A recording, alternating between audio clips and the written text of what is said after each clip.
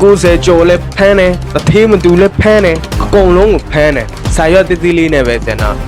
လွတ်မှာမဟုတ်ပျော်မနေနဲ့သူကညကျန်တော့အိုးသွားဒီသွားနေကြောပါကြောနေကြောတဲ့လူကလည်းဖမ်းတယ်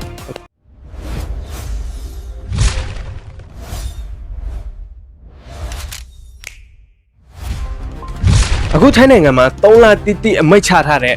ဖမ်းဆီးဖို့တချို့ကတော့ပျော်နေအောင်ပဲငါမှဘာရှိတယ်လွတ်မယ်မထင်နဲ့တချို့ကအစုံရှိတော့မှပါနေသေးတာပဲပျော်မနေနဲ့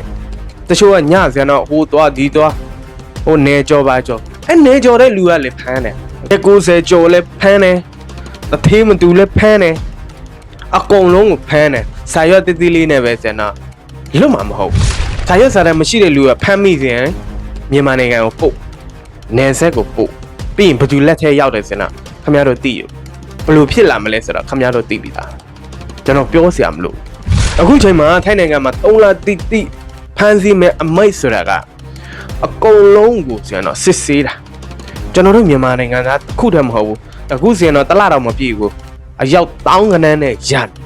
ဘာဖြစ်လို့ဒီလိုမျိုးစစ်ဆေးရတာလဲထိုင်းမလိုက်ကိုပဲအပြစ်ပေးလို့မရဘာဖြစ်ကျွန်တော်တို့နိုင်ငံသားတွေဖြစ်လာအိုပဲဖြစ်ကမ္ဘောချာပဲဖြစ်စင်တော့နေ့တိုင်းထိုင်းနိုင်ငံကိုကိုးဝင်တယ်လားဒါကိုနိုင်ငံအစီမပြေလို့ဒီနိုင်ငံကိုရောက်လာတယ်အလောက်လာလောက်ကြတယ်ဒါပေမဲ့ဒီကိုရောက်ပြီးတော့စင်တော့ဘာဖြစ်လဲဇာယဆာရမရှိဘူးဘာမှမရှိဘူးဒါအစိုးရကလည်းအမြဲတမ်းဖူးပေးနေတယ်မဖြစ်နိုင်ဘူးလေဘာဖြစ်စင်တော့အဟောင်းတော်မှာတချို့ကလောက်လို့မပြီးသေးဘူးရှိသေးတယ်ဒီအစ်စ်တွေထပ်လောက်ဖို့စင်တော့ရှောက်နေရောပဲဟိုတလောကစင် e-permit ကိစ္စနဲ့အခု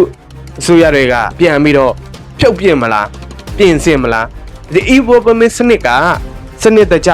တချို့လူကမဝင်ဘူးစည်ရင်မဝင်ဘူးဘာညာရှောက်နေရောပဲပြန်ဖြတ်သိမ်းဖို့အစိုးရဘက်ကတောင်းဆိုနေကြတယ်ဒါတွေလည်းတမှုစဉ်းစားကြည့်နော်သူတို့မှာဒီ e-permit စနစ်ကမပြေလည်လို့လူတန်းနဲ့ချီပျောက်နေတယ်အဲ့ဒီစနစ်ထဲမှာမဝင်တာစင်းမဲ့ဖြစ်သွားအဲ့ဒါဖမ်းတဲ့အချိန်မှာလည်းပါတာပဲမပါဘူးလို့မထင်နဲ့အကုန်လုံးကိုပါတယ်တချို့ကဇာယဇာတန်းရှိတယ်တချို့ကတသေးမတူလို့တချို့ကဟိုဟာဖြစ်တယ်တချို့ကရက်90ကြောင့်ကျွန်တော်တို့ဒီတခုပေးရှင်တာညနဲ့တွေပဲဖြစ်အပြင်သိမ့်မထွက်နဲ့ဖြစ်နိုင်ရင်မထွက်နဲ့အခုအရန်ဟိုမှာစစ်ဆေးနေလို့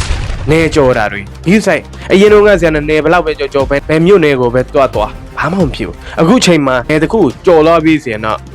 SA မတိုင်ထားဘူးဆိုရင်တော့လေဒါလည်းဖမ်းတာပဲ SA မတိုင်တဲ့အတွက်ကြောင့်ဒီလိုက်ဖမ်းတယ်လိုက်စစ်ဆေးတယ်ဆိုရင်တော့တနေပြီးတနေသူတို့အဲ့လိုမျိုးနဲ့တွားလာတာကိုဘီးဆိုင်တတိထားပါလို့